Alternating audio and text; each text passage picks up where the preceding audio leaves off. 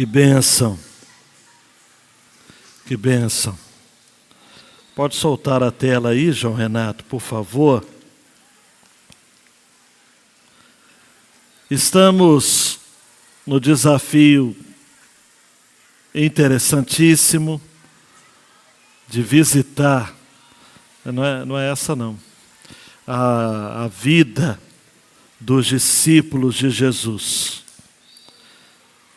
São 2 mensagens para cada discípulo. Na quinta-feira passada, preguei a primeira mensagem em Tiago, o quase anônimo. A base da mensagem foi Lucas capítulo 6, versos 12 a 19. Eu trouxe alguns detalhes, poucos, porque de Tiago, o menor, sabemos dessa alcunha que Marcos menciona, daqui a pouco nós vamos rever o texto. Sabemos que ele tinha um irmão chamado José, uma mãe chamada Maria. Tudo indica ele era filho também de um homem chamado Clopas. Mas são informações assim, muito detalhadas, que exige realmente de nós uma observação mais a miúdo. Por isso que eu quero chamar a sua atenção para esse texto de Hebreus, no capítulo 11, versos 32 a 40. Texto este que, obviamente, não menciona esse Tiago, o quase anônimo, mas fala também de outros homens e mulheres, discípulos de Jesus, que não foram conhecidos. São os anônimos.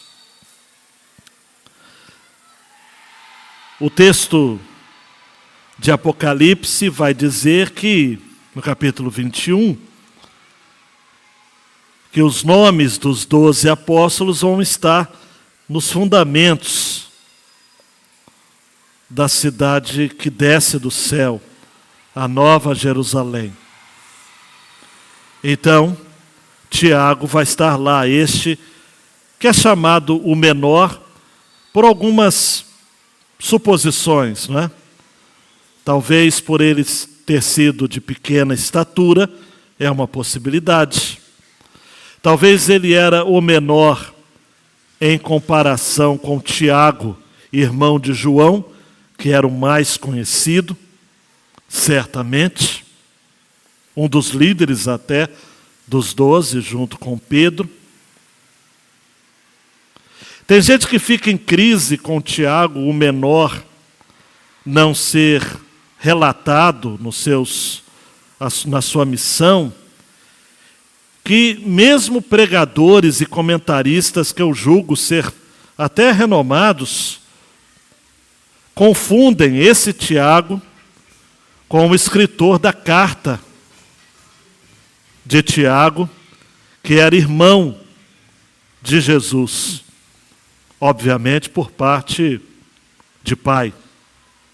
O próprio Tiago, na abertura da sua carta, ele se apresenta como irmão, como Tiago, servo de Deus. Ele não se apresenta como irmão de Jesus. Mas Judas, o seu irmão,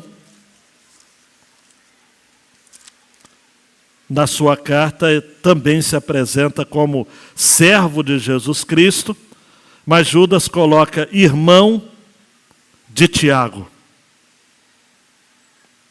Este Tiago, escritor da carta, irmão de Judas, se você for lá, me permita fazer um passeio com vocês em Marcos, no capítulo 6, versículo 3, nós encontramos os nomes dos irmãos de Jesus. Não é este o carpinteiro, referindo-se a Jesus, o filho de Maria e irmão de Tiago, José, Judas e Simão? As suas irmãs não vivem aqui entre nós? Então, diferentemente do que a tradição católica ensina até hoje, Jesus tinha irmãos. Maria teve outros filhos de José, obviamente, que eram irmãos de Jesus. Eu falo sempre de parte de mãe e não de pai, porque Jesus foi gerado por obra e graça do Espírito Santo de Deus. Mas Jesus tinha uma família grande. Você que reclama de ter muitos irmãos, Jesus também teve muitos irmãos. Ao todo, 4 irmãos e irmãs que nem fala quantas eram. E a maioria, como eu já disse, confundem esse Tiago, o menor, com esse Tiago, irmão de Jesus, que lá em Atos, no capítulo 15, vai estar representando ou liderando a igreja de Jerusalém, como pastor daquela igreja. Este Tiago que está aqui, no capítulo 15 de Atos, é o mesmo Tiago da carta de Tiago, é o mesmo Tiago, irmão de Judas, é o mesmo Tiago, irmão do Senhor Jesus. Mas Tiago, o menor, é outro cidadão. Ele é filho de Alfeu, e a quem coloca aí um outro nome do seu pai, quem sabe Clopas também. Alfeu era o nome normal, comum, porque Mateus também era filho de Alfeu.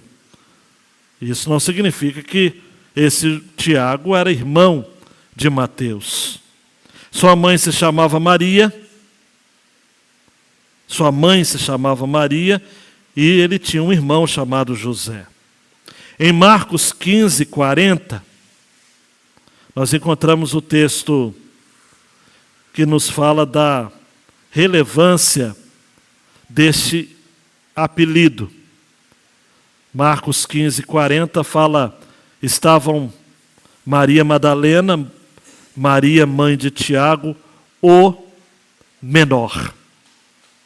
Tiago, o menor. Me permita fazer uma digressão rápida, eu já fiz uma digressão no início, vou fazer uma digressão dentro da digressão, um comentário dentro do comentário. Eu fiquei muito curioso essa semana para trazer textos para vocês de como Deus gosta de trabalhar com gente pequena.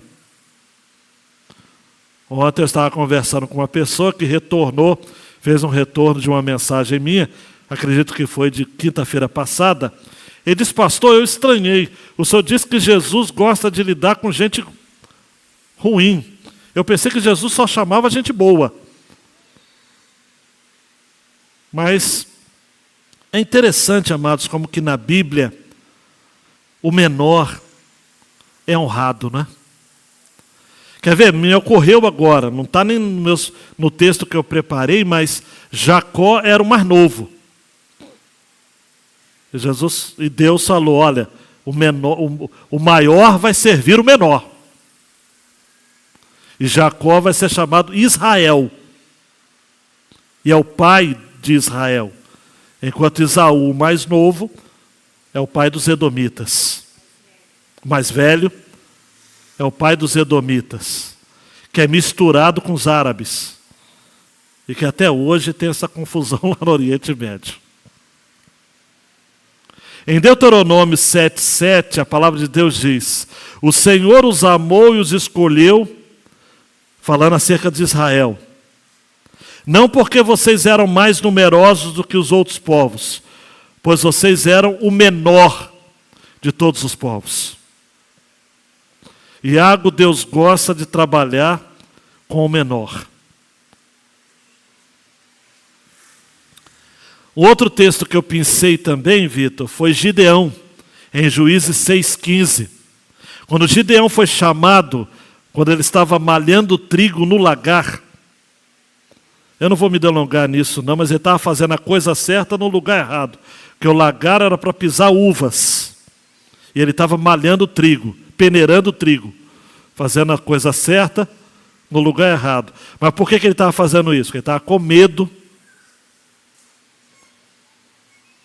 dos midianitas. Então ali dentro do lagar ele estava escondidinho. Eu não chamaria um cara medroso para liderar Israel. Mas Deus chamou Andressa, porque Deus quer trabalhar com gente menor. Por isso que o próprio Gideão disse em 6,15: Ah, meu Senhor, como livrarei Israel? Eis que a minha família é a mais pobre em Manassés, e eu sou o menor na casa de meu pai.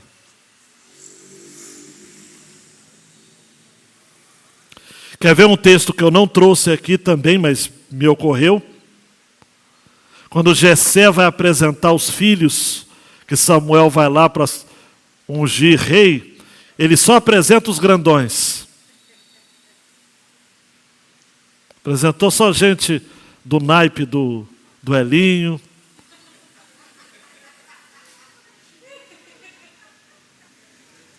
E aí, de repente, quando acabam os filhos, ele fala assim: tem o mais novo. O mais novo. E vai chamar Davi. O texto hebraico fala em Samuel que ele era de gentil aspecto. Uma tradução de Ezequias, curta e grossa, ele tinha pele, carinha de bebê. Gentil aspecto. Jobinho, quando Deus vai chamar Paulo, ele era Saulo.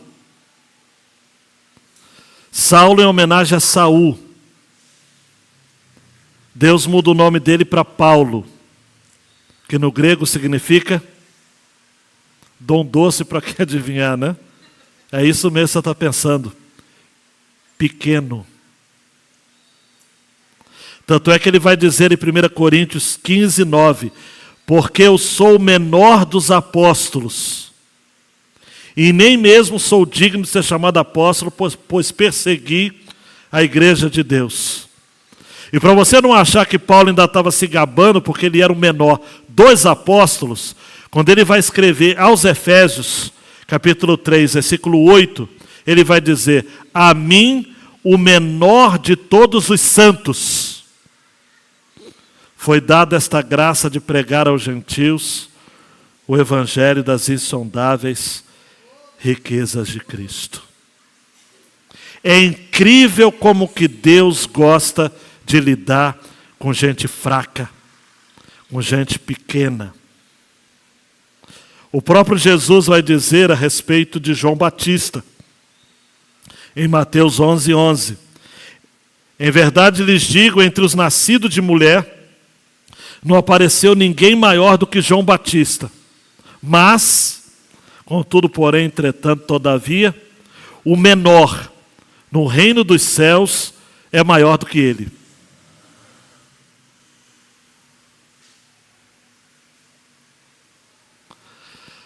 E a gente está falando sobre Tiago, o menor. Não escreveu nada.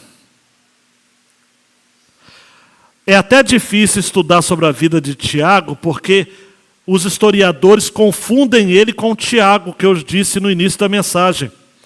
Tanto é que nós nem temos certeza de como ele morreu, porque a história que se conta dele é a história do outro Tiago.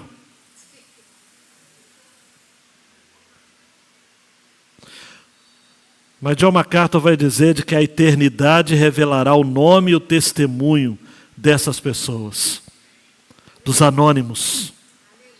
De Tiago, o menor, do qual o mundo mal se lembra, sobre o qual nada se sabe, e quer continuar ouvindo mensagens de gente que não se sabe nada a respeito, vem na próxima quinta-feira, que eu vou falar sobre Judas Tadeu, que talvez é famoso hoje por ser padroeiro de um determinado time de futebol com as cores preto e vermelho. Mas desse Tiago, o menor, nós temos dúvidas. Era primo do Senhor Jesus? Pode ser. Há um livro apócrifo que diz que ele era parecido com Jesus, a fisionomia. Tanto é que Judas precisou beijar Jesus para não confundir com o outro, que era Tiago. Pode ser. Eu, como eu disse na quinta-feira passada, pode ser que sim, pode ser que não. Era irmão de Mateus? Não sabemos. O Dallas Dickens, diretor do The Chosen, colocou como um coxo. Pode ser? Pode ser que sim, pode ser que não. As Escrituras não nos falam expressamente. Até mesmo porque a importância dos discípulos de Jesus não estava no seu sobrenome, na sua ascendência. E por que Marcos faz questão de falar Tiago, o menor? Se isso fosse importante, as Escrituras teriam registrado as informações, o currículo. Amados e amadas, quem serve a Jesus até nos nossos dias não é para ficar famoso. Hoje eu li, não vou também entrar em detalhes, está diminuindo o número de cristãos na Palestina. E nesses ataques aí vai diminuir mais ainda, né?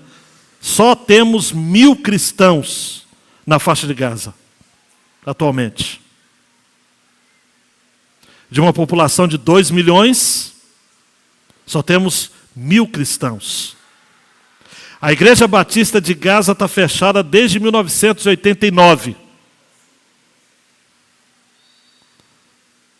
A Igreja Batista de Gaza se reunia no hospital. Vocês ouviram falar no dia 17, aquele hospital que fora alvejado. Israel fala que foi a Jihad Islâmica, e a Jihad Islâmica fala que foi Israel. Aquele hospital, quem presta atenção em notícias, o nome do hospital era o Hospital Batista. Porque ele foi, hoje não mais, era de direção anglicana, mas ele era de direção batista. Aquele hospital existia, amados, Fabiano, desde 1882, naquela região. Foi organizado por missionários anglicanos. E depois, a partir dos anos 40, a Convenção Batista do Sul dos Estados Unidos assumiu a direção do hospital, cedendo ali espaço para que a Igreja Batista de Gaza se reunisse.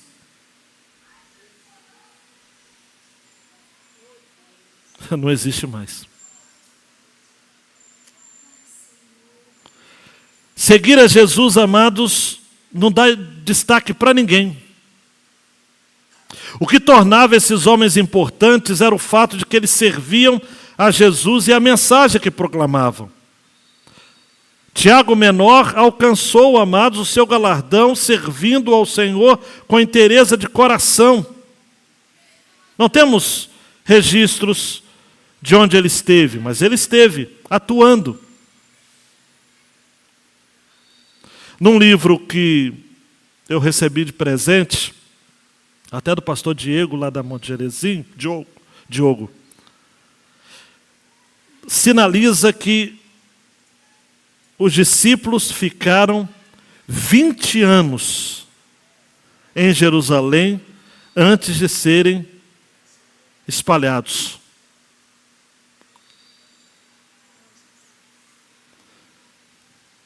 Olha para mim, você imagina isso? Eles tinham a mensagem, eles tinham poder, mas eles precisaram de um estímulo. Qual foi o estímulo? Atos 8:1. A perseguição. Mesmo assim, foram dispersos a igreja, os apóstolos ficaram. depois de Atos 1, é que de fato, sobretudo o contexto de perseguição mais intensa e estatal, é que a igreja espalhou, que os apóstolos espalharam. Não faz mal nenhum a gente não saber detalhes sobre esses homens. O céu revelará a mais completa verdade sobre quem eles eram e como eles eram. Segura a sua curiosidade aí. O que é importante é saber que eles foram escolhidos pelo Senhor, receberam o poder do Espírito Santo e foram usados por Deus para levar o Evangelho a todo mundo da época. Por isso, o nosso texto de hoje, Hebreus 11, 32 a 40. Fique comigo, hein? E que mais direi? Certamente me faltará o tempo necessário para falar de Gideão, de Baraque, de Sansão, de Jefité, de Davi, de Samuel, dos profetas, os quais, por meio da fé, conquistaram reinos, praticaram a justiça, obtiveram promessas, fecharam a boca de leões, extinguiram a violência do fogo, escaparam de ser mortos à espada, da fraqueza tiraram força, fizeram-se poderosos na guerra, puseram em fuga exércitos estrangeiros. Mulheres receberam pela ressurreição os seus mortos. Alguns foram torturados, não aceitando o seu resgate para obterem superior ressurreição.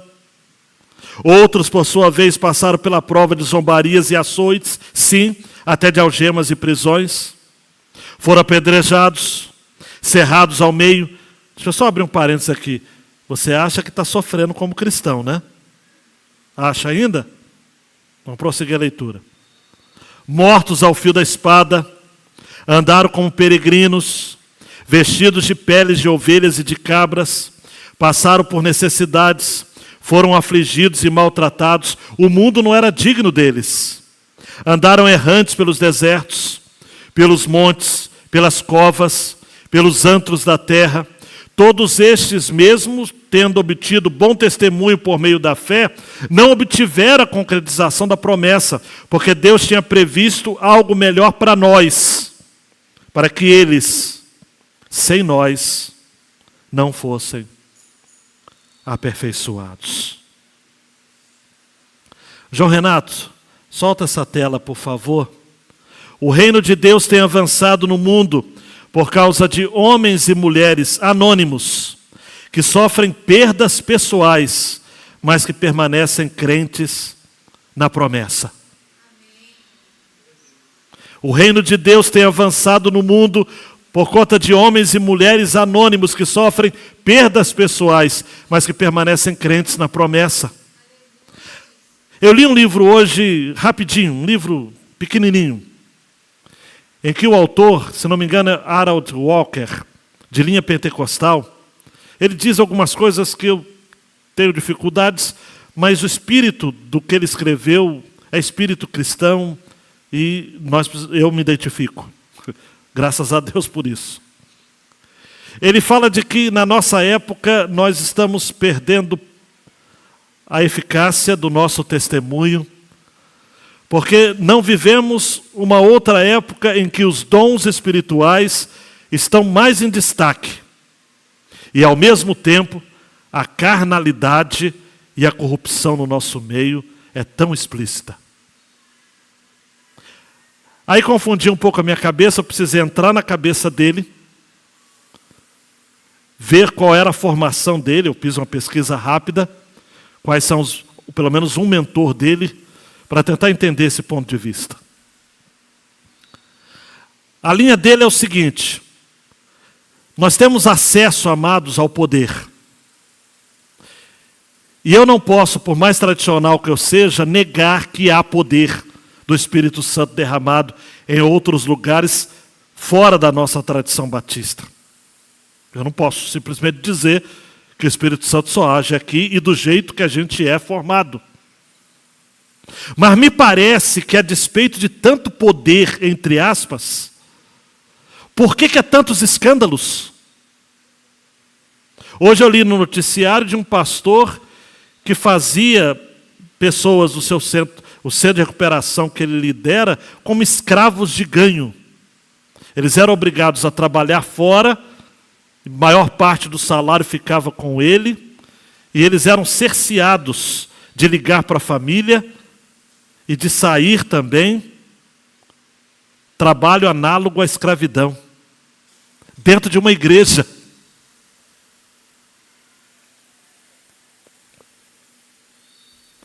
Aí eu olho para esse texto e eu falo o seguinte: Deus, João Renato, há um testemunho do Evangelho, dá um clique, o testemunho do Evangelho. Eu não vou entrar em detalhes acerca de todos esses que são mencionados aqui, dos versos 32 a 38, mas alguns deles você, só de ler aqui, você sabe. Homens e mulheres amados e amadas que contemplaram milagres, que triunfaram nas mais severas aflições e adversidades. Gente que viu intervenções soberanas e sobrenaturais de Deus, trazendo poderoso livramento ao seu povo. E o autor faz questão de destacar isso, sem dar nomes, os quais, versículo 33, alguns, versículo 35, outros, versículo 36, e por aí vai. Gente, versículo 38, que o mundo não era digno. Gente que era discípulo de Jesus, porque era crucificado por o mundo. Gente que não fazia pouco caso da vida. Eu leio Atos dos Apóstolos e eu me envergonho. Sobretudo numa passagem que tem lá dizendo o seguinte: e os cristãos que foram torturados e presos se alegraram por terem se sentido dignos de sofrerem afrontas por conta do Evangelho.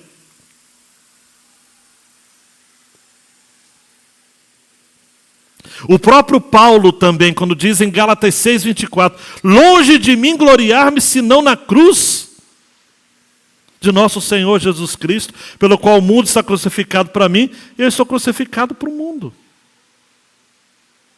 Gente que se importava em ajudar pessoas. Gente que dizia, como um crente do passado, em Cristo a rocha sólida eu me firmo. Qualquer outro solo é areia movediça. Miliane, gente que foi torturado pela fé. Gente que foi escarnecido e açoitado. Esther, gente que suportou algemas e prisões. Gente que foi apedrejada, provada, cerrada ao meio. E cerrada ao meio, tudo leva a crer que foi Isaías. Há uma tradição extra-bíblica de que a morte de Isaías foi essa modalidade de morte, né? Cerrado ao meio, estando vivo. Gente morta ao fio de espada. Gente que andava como peregrino, necessitado, afligido, maltratado, errante pelo deserto, pelos montes, pelas covas, pelos antros da terra. Gente que se tornou grandes aos olhos de Deus, mesmo sendo pequenos aos olhos dos homens. Verdadeiros mártires da fé, humilhados na terra, considerados indignos de viver, mas reconhecidos no céu. Aleluia. Donald Guthrie vai dizer que os homens do mundo, a despeito das suas posses e da sua posição, são tão inferiores que não são dignos de ser comparados com os homens de fé. E gente que, segundo versículos 39 e 40, João Renato, receberam a promessa do Evangelho. Mas uma promessa, olhe para mim, que eles não viram. Porque eles receberam uma promessa, olha só que texto que a gente tem que prestar muita atenção para entender. Todos estes, 39 e 40, mesmo tendo obtido bom testemunho por meio da fé, não obtiveram a concretização da promessa. Eles receberam a promessa, mas não a viram ainda, não desfrutaram dela. Por quê? Versículo 40. Porque Deus tinha previsto algo melhor para nós, para que eles, sem nós, não fossem aperfeiçoados. Pastor, como é que eu entendo isso? Eu vou ser curto e direto com você. Em Apocalipse 6, 9 a 11, fala que João viu, debaixo do altar, as almas daqueles que tinham sido mortos por causa da palavra de Deus e por causa do testemunho. São os mártires da fé. Eles estão clamando ainda. Assim como o sangue de Abel clamou sobre a terra, e Caim não ouviu, há o clamor dos mártires, mártires de todos os séculos. E Apocalipse 6 vai dizer de que o clamor desses mártires é: até quando, ó soberano Senhor, santo e verdadeiro, não julgas nem vingas o nosso sangue dos que habitam sobre a terra? Olhe para mim. Os mártires estão clamando, até nos nossos dias. Os mártires da faixa de Gaza, os mártires de Jerusalém, os mártires na Ucrânia, os mártires na Rússia, os mártires no Rio de Janeiro, de Angra dos Reis. E eles clamam: Senhor, quando o Senhor vai vingar o nosso sangue? E aí, Marcelo, Apocalipse 6 diz assim: então a cada um deles foi dada uma veste branca. Veste branca é o quê? Pureza, paz, coração limpo. É como se Deus dissesse o seguinte: calma aí, tá? Não é vingança não, é perdão. É graça. Veste branca. E lhes foi pedido que repousassem ainda por um tempo. Até que, se segurem na cadeira, até que também se completasse o número dos seus conservos e seus irmãos que iam ser mortos como eles tinham sido. Quando será a concretização da promessa? Quando nós, que ainda estamos vivos, formos provados e vencermos diante das perseguições que nos virão e mantivermos-nos fiéis na hora da nossa morte.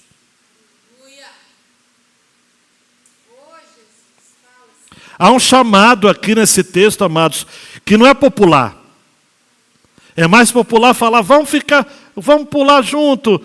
Não. Agora não é pular nem dançar. Agora é o seguinte: vida cristã é um convite para morrer.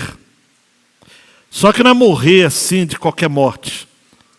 É uma morte de fiel. É aquilo que o hino que cantamos diz: levarei eu também minha cruz, até por uma coroa trocar. É aquilo que está em Apocalipse 2, que Jesus disse à igreja de Esmirna: ser fiel até, e dar-te-ei. A questão é que nós não estamos isolados. João Renato e Vitor, aqueles que morreram antes, estão aguardando a nós. Como lá em Portugal, na cidade de Évora. Se você, quando for em Portugal, visita Évora. Há um cemitério, paredes todas formadas por crânios humanos. E há uma placa, Jéssica, que diz assim, coisa de português: nós, os ossos que aqui estamos, pelos vossos ossos esperamos. A ideia é essa. Os mártires estão esperando os demais. Quem são os demais? Quem são os demais? Nós. Nós precisamos aguardar, amados, para desfrutar essa bem-aventurança eterna. Bem-aventurados, diz o texto de Apocalipse, desde agora, os que dormem no Senhor. Isso se chama solidariedade. Os fiéis da antiga aliança se unirão aos da nova aliança. E aí, amados, sei que vai ter gente aqui que vai ter vontade de dizer glória, pode dizer. Quando Jesus voltar em glória, os mortos ressuscitarão e receberão um corpo imortal, incorruptível, poderoso, glorioso, semelhante ao corpo da glória do Senhor Jesus. E nós vamos ser ressuscitados ao mesmo tempo. Porque eles estão aguardando, amados, a nós. E nós vamos entrar, esse é um mistério. Não me pergunta, é um mistério. Nós vamos entrar na glória junto com Abraão, com Isaac, com Jacó. E eles vão ser aperfeiçoados juntamente conosco. E nós entraremos juntos no reino, juntos e misturados. Porque Deus tem somente um povo, um rebanho, uma família, uma igreja, um Israel. Somos nós. Esse é o que o texto está querendo dizer. Para que eles, sem nós, não fossem aperfeiçoados.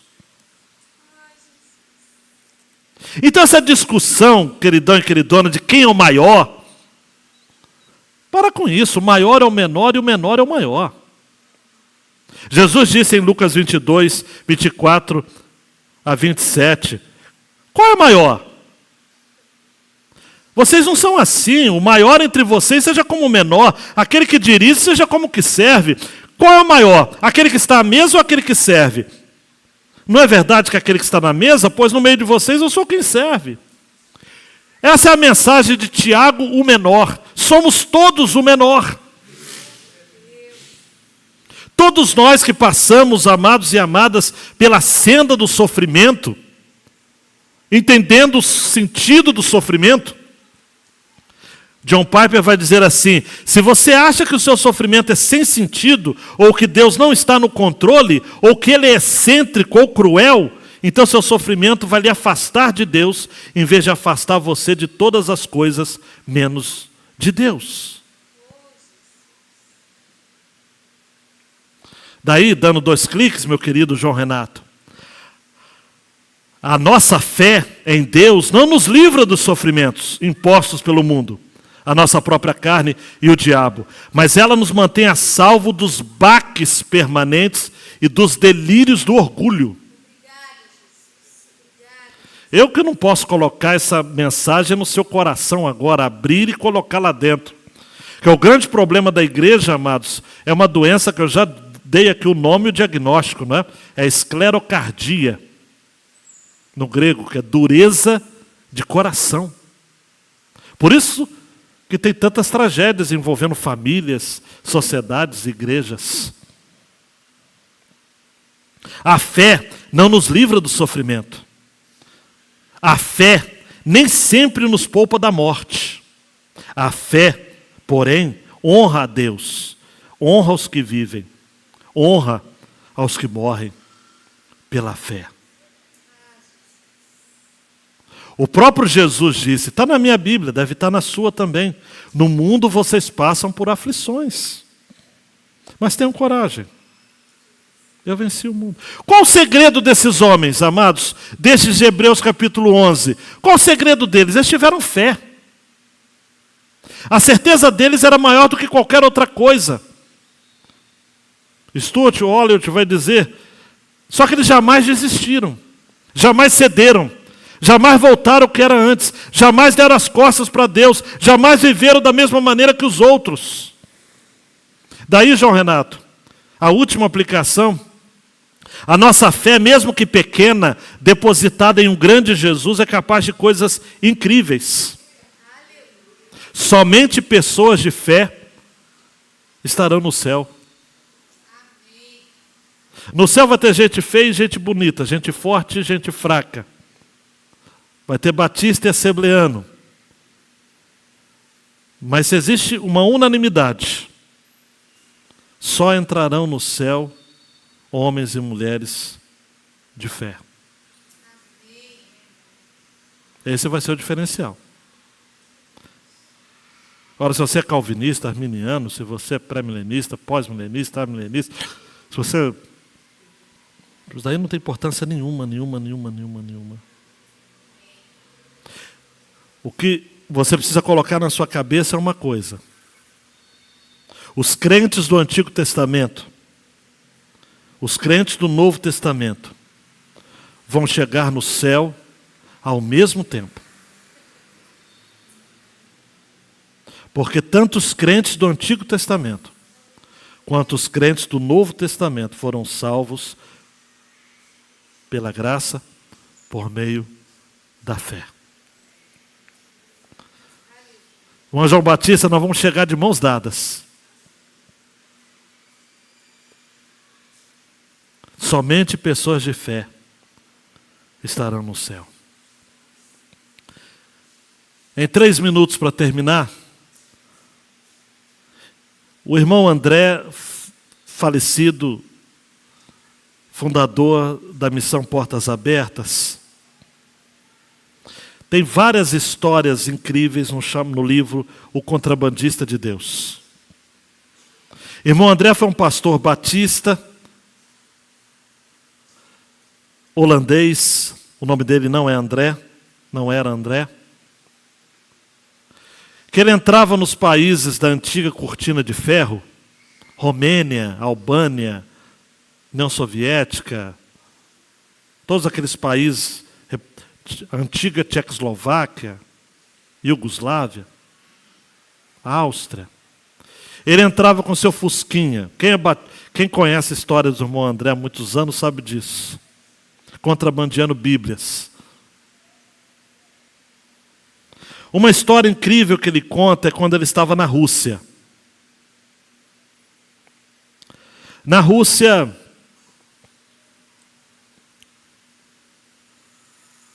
ele visitou uma igreja batista num vilarejo ucraniano. Não vou explicar detalhes, mas a Ucrânia já pertenceu à Rússia, né? Por isso que está essa guerra, né?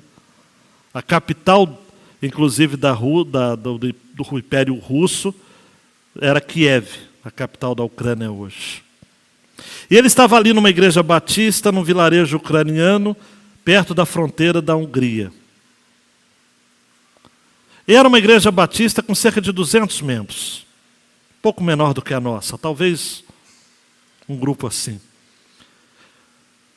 Adonias, cânticos avivados, orações fervorosas. Mas quando chegou na hora do sermão, Elma, o pastor fez algo estranho. Ele saiu do púlpito, pegou um livro emprestado de alguém da congregação e levou para o púlpito. Irmão André olhou, observou e falou o seguinte: era a Bíblia. O irmão André já tinha ouvido falar de que muitos pastores daquela época, nós estamos falando dos anos 40, 30, 40,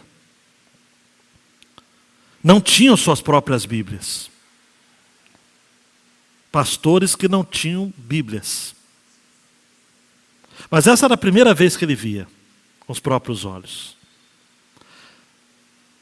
Após o culto, o pastor convidou para uma rápida visita ao seu gabinete, chamando os líderes da igreja. E eles conversaram sobre a segunda vinda de Cristo, que era o assunto mais popular naquele tempo, até hoje, né? E aí o irmão André pegou a Bíblia dele em holandês e seguiu as referências, né? E quando terminou, colocou sobre a mesa. No mesmo instante, o pastor russo perdeu o interesse na conversa. E a mente dele foi tomada. Caramba, eu estou perto de uma Bíblia aqui. Ele a pegou, pesou na mão, abriu o zíper, olhou para as palavras, mas ele não entendia nada de holandês. Fechou. Colocou de volta na mesa. Do mesmo jeito que o irmão André tinha deixado. Até meticulosamente passou o dedo pela borda para ficar bem alinhada como estava. Com a voz distante, o pastor falando meio para dentro, Disse assim, Tainá: sabe, meu irmão, eu não tenho Bíblia. O irmão André fala no livro que o coração dele se partiu. Um homem importante, um líder de uma igreja e de outras igrejas que davam ao todo cerca de 1.000 pessoas, que não possuía o seu próprio exemplar da Bíblia. E aquele já tinha acabado. E aí ele se lembrou então que ele tinha uma Bíblia de bolso em ucraniano. Espere! Ele gritou, dando um pulo na cadeira. Foi até o carro, pegou a pequena Bíblia, correu de volta e disse: essa é para você. É para guardar. O tradutor repetiu essas palavras. E o pastor ficava assim: o quê? Como que não estivesse entendendo. Nisso o pastor pergunta: de quem que ela é? E o irmão André respondeu de novo: fala para ele, é dele, é para guardar, é para ter. Conclusão, amados, quando eles foram embora, os braços, o corpo do irmão André estava dolorido por conta dos abraços recebidos daquelas pessoas, porque agora o pastor deles tinha uma Bíblia só dele. Uma Bíblia que ele não precisava lá se devolver ao final do culto. Uma Bíblia para ele pegar quando quisesse. Uma Bíblia para ler e amar. A gente precisa aprender com esses anônimos, né? Dando um clique, João Renato. O reino de Deus tem avançado no mundo por conta de homens e mulheres anônimos que sofrem perdas pessoais. É uma coisa inimaginável, né? Todo mundo aqui tem uma Bíblia, se não está com a Bíblia em papel, está no celular. Perdas pessoais, mas que permaneceram crentes na promessa. Tem crente que tem tanta Bíblia e não é crente de verdade. A Rússia sobreviveu, amados, ao comunismo. Os crentes sobreviveram porque eles amavam a palavra de Deus que eles tinham decorado e passado de pai para filho. Tiago, o menor, nos ensina a valorizar as pequenas coisas. Abaixa a cabeça e diga: Deus, eu preciso aprender a valorizar mais a Bíblia que eu tenho, a igreja que eu frequento. Eu não posso de maneira alguma fazer com que o meu sofrimento seja impeditivo para eu ter uma vida plena contigo, porque homens e mulheres do passado sofreram muito mais do que eu e estão aguardando a concretização da promessa. Deus, me ajuda a ser fiel a Ti. Me ajuda a prevalecer diante das propostas enganosas do pecado. Me ajuda a ser fiel até a morte. A não ceder, a não capitular, a não me render aos encantos deste mundo. Jovens que vão para as faculdades, irmãos e irmãs que lidam com gente incrédula, gente má. Seja a luz do mundo, no mundo. Seja sal da terra, na terra. Mateus capítulo 5. Seja a diferença que você quer ver no mundo. Mas a diferença em Cristo. Deus, o Senhor tem um chamado para esse povo aqui. Esse é o chamado. Vivemos em uma igreja, ó Pai, narcotizada. Uma igreja encantada por números, por metas, por famas, por celebridades, por shows, por curas através da psiquiatria e da psicoterapia. Gente que se rende ao modo do homem resolver as coisas. Nós precisamos de um avivamento, ó Pai. Um avivamento que nos leve ao limite de nós mesmos. Eu não sei. Não sei se vamos ter que passar por momentos atrozes e difíceis, mais ainda, para que os fiéis que estão no nosso meio se manifestem. Deus,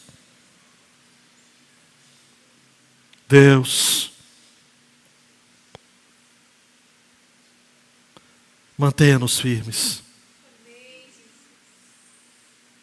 Mantenha-nos fiéis. Mantenha-nos crentes. Firmes.